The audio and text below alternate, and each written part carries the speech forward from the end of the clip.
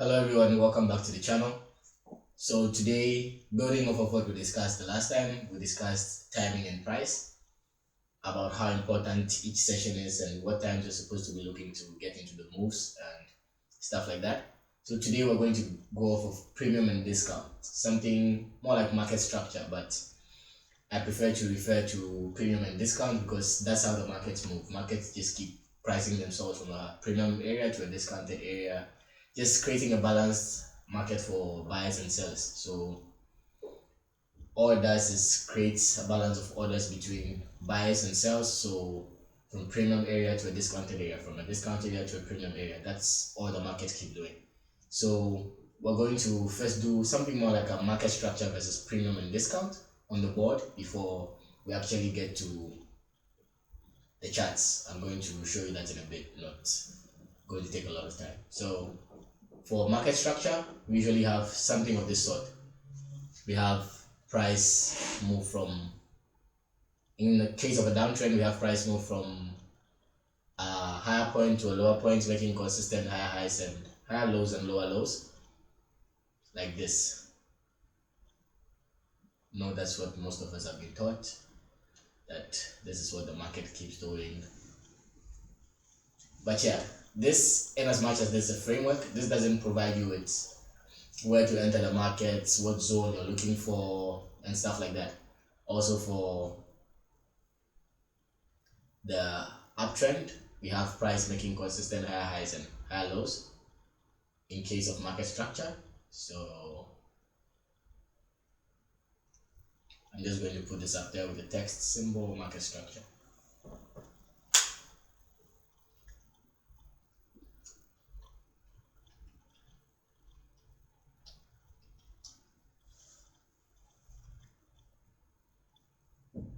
So this is what we've been trained to think market structure is going to look like.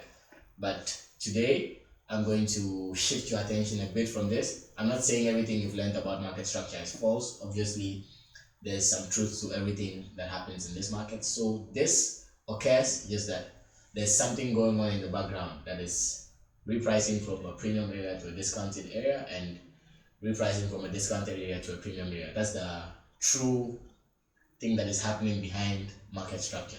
So usually you're going to have the structure, let's say in the downtrend, happen in a form like this. In this case, you would not have something like a break of structure. We keep doing, it's not as clean as we've been taught. So we can have this type of scenario. Just bear with me, like create another scenario in your mind for the uptrend. It's never a clean structure like this. It usually becomes clean when we are going off of order flow on the lower time frames, but this is what we've been trained in. This on the right is what we've been trained market structure is supposed to look like. On the left, what idea we're about to build about premium and discount. So let's just go on the charts. I'm going to show you what I mean by premium areas and discounted areas. So a premium area is where price would like to sell off. It's an area at which it is very convenient for the market makers, for the algo, for people who are actually making big profits in the market, for people who invest in the marketplace to take their sell orders. That's a premium area. And for a discounted area, is literally the area that makes the most sense for large institutions, for the banks to buy. So if that's the case, if I were a bank that aims at being profitable, I'm not going to keep putting my stops in the middle of nowhere, my orders in the middle of nowhere where there's no liquidity, where there's no reason to buy, or where I don't have a lot of market participants, just like anywhere around here, because it's higher high, lower low, because it's that. No, they don't go off of that kind of structure. So TradingView gives us at least a small representation of what is going on behind, because all the candle does is it's literally like an open close high low thing. All it does is show at what time price opened. A candle is just a visual representation between time and price. So when we're using TradingView, those are greatest those are greatest confluence points, time and price, because that's all the candles show us. You don't have um, most information from volume and also from other market drivers, because you're looking at the candles, and the candle is literally a visual representation between time and price, with time price open, with time price closes on any different time frame. That's what the candles offer. So that's what we're looking at. We'll be looking at volume indicators later, which I don't use most often, but today let's just go on to premium and discount. So for premium and discounted market areas, I'd like to draw attention to a particular measurement tool, the Fibonacci. In as much as the Fibonacci itself has no indicative value on its own, it's literally based on how you draw it, you get. So on any single price leg, whether to the upside or to the downside, you want to get your Fibonacci tool. You'd want to measure that particular price leg, and Fibonacci has three areas, I'd say, of relevance. There's the 100%, there's a 50%, and then there's a 0%. So when we're looking at premium, let me just draw this on the board.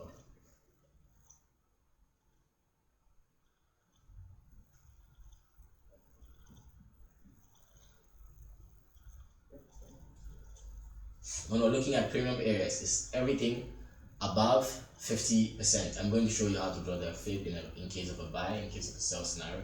We're looking at anything above 50%, and then in a sell scenario, in a buy scenario, we're going to draw a fib literally like this. So if we're looking at premium areas,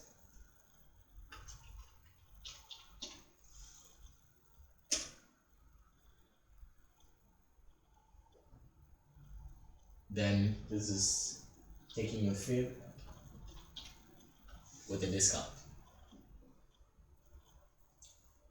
So yeah, we're going to have two scenarios. If above 50% is a premium area, that's when we're looking for sales, and below 50% is a discounted area when we're looking for buys. So that's the framework we're going to go off of. Obviously, we're just not going to use the 50% and the 100% levels. You wait a bit. I'll show you the levels on the Fibonacci that I personally use to determine premium areas, discount areas, deep premium and deep discounted areas. So for now, just go to the candles.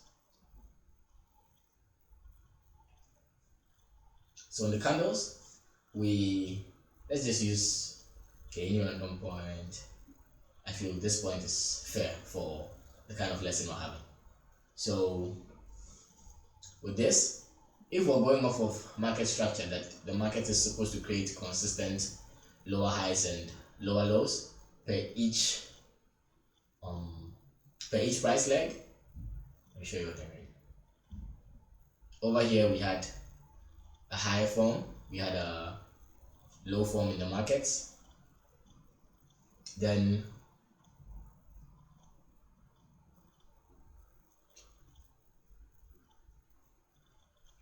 let me just zoom in a bit so we can get this accurately. Then we had price print, this high point again. So if we're going off of market structure, once this high point has been broken in the market,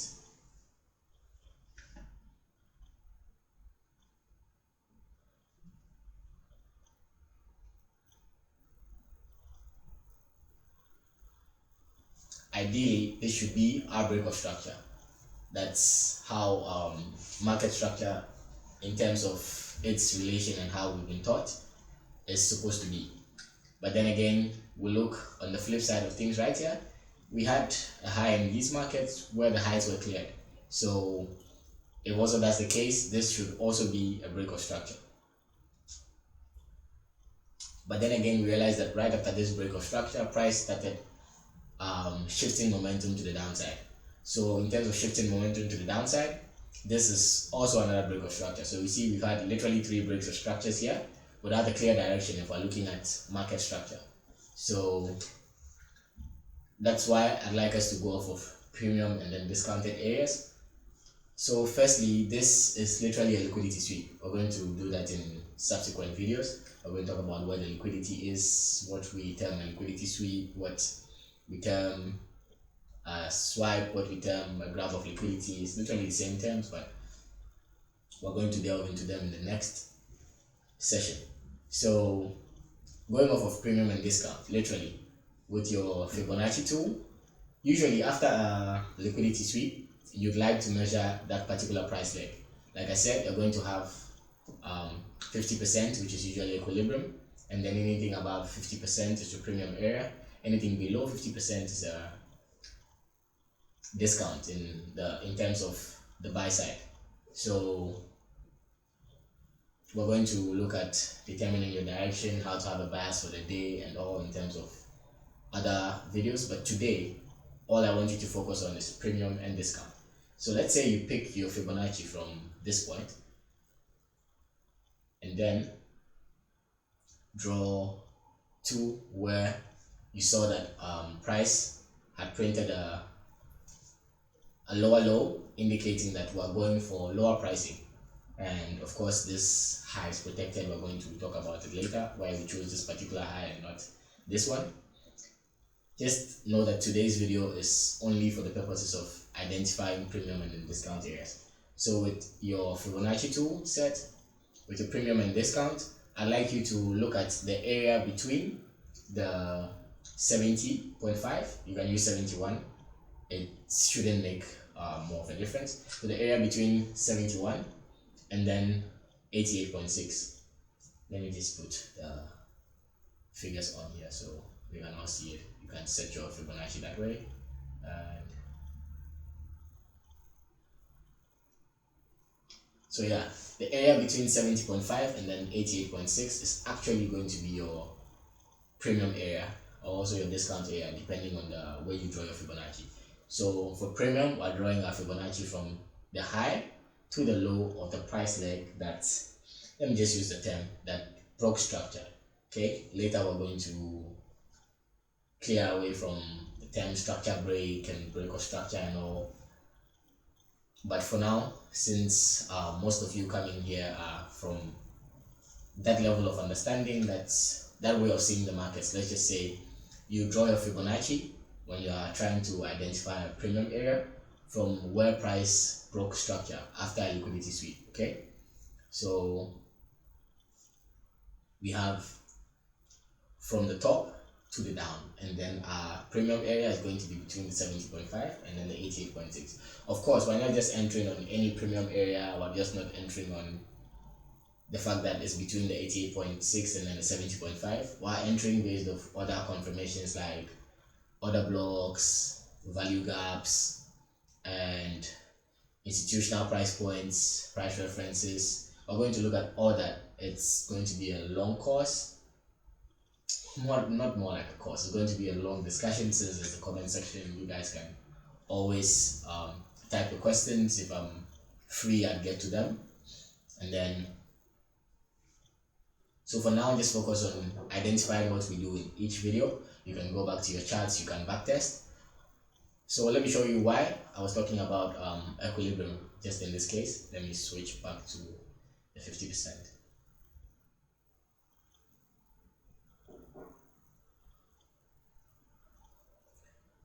So going off of market structure, if you know that this particular high or low in this sense has been broken, you don't know where exactly to enter the market. You don't know where to identify the liquidity. You do not know what is your indication for getting into the markets. It's literally going to be trouble. You keep entering of any point. Somebody would enter based off of this support point right here. Yeah, you get a couple of pips. I'm not saying nothing in this market works. Everything in the market works, but it depends on whether you have a framework for being into the markets, whether you understand whatever is going on behind the scenes, whether you know the reason for your order and you're not in for more like guesswork or more like luck, you get. So here, delete this. We've identified our equilibrium. So price has to trade above equilibrium for a premium, like we've already established, between the 70.5 and then the 88.6. You see in other videos where People like to talk about the 70, the 62, the I find those levels, per my understanding and per what I've learned, a bit shaky. For me, what works is what I've been teaching you. So, or what I'm going to be teaching you. So for now, if you're going to follow my teachings, or if you're going to follow the teachings on this channel, you should literally look to the 70.5 and then the 88.6. So like I said, usually you have price retesting at the equilibrium area. We wait for price to price higher into premium area. So for this, let me just switch back.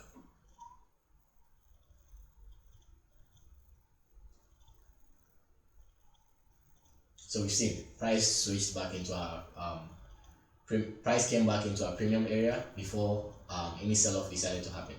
So in this case, when we're in this same market, we identify, let me just leave this one. We identify all the liquidity in this markets to be, we know liquidity is going to stay at below price points, relatively equal lows, relatively equal highs, or stuff like that. Below the most recent lows, and all. We're going to have a video detailing liquidity anyway, but I think there's a video on the channel detailing liquidity, so that is also there for grabs in case you want to check. But in this series, I'm making it something more like an episode thing. So in this series, I'm going to also drop a video detailing liquidity. So here we had most of our liquidity on this point in the market. We had this price leg break it. We'll obviously see price react to this point later, but then for now, where price broke most recent lows, this was the leg that broke this price. According to the style of identifying premium and discount areas I'm teaching you, we never had price retrace into this premium area, but then we have another opportunity. We have our liquidity here, 3 wicks.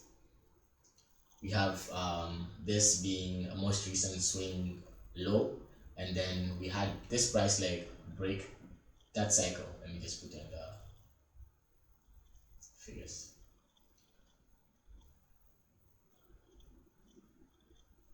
So once again, we had price retrace right into our 70.5 and our 88.6. Of course, we're looking for specific things here for price to retrace into, and then we had it. I'm going to show you in subsequent videos. Literally the same thing right here.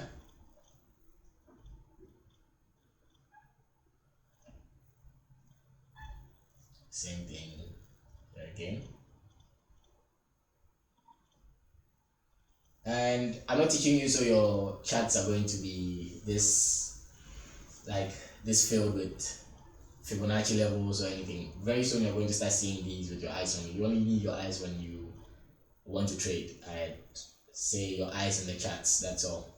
With these, you start seeing them with the back of your hand very soon. All you just need is to, for now, just use the measurements, see where prices and all. So I'm going to clear this. I'm going to show you on the flip side of things. Let's see.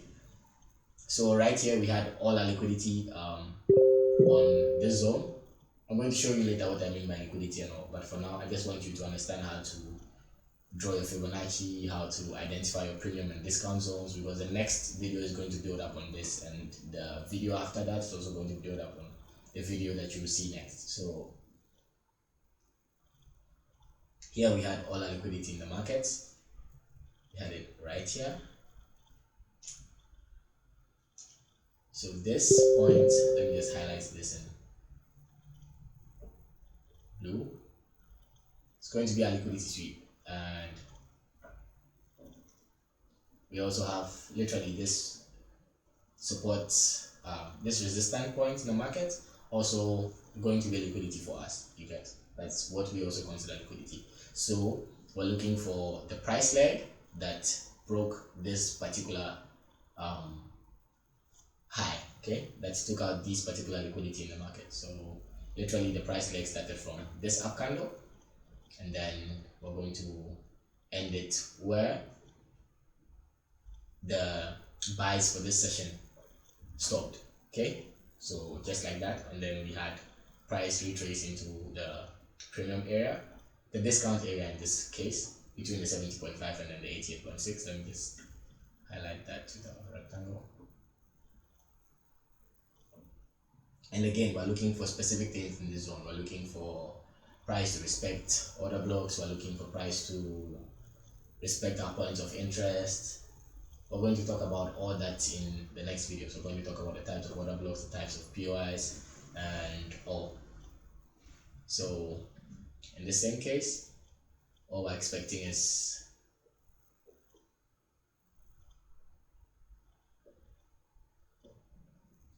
this kind of move from the price leg that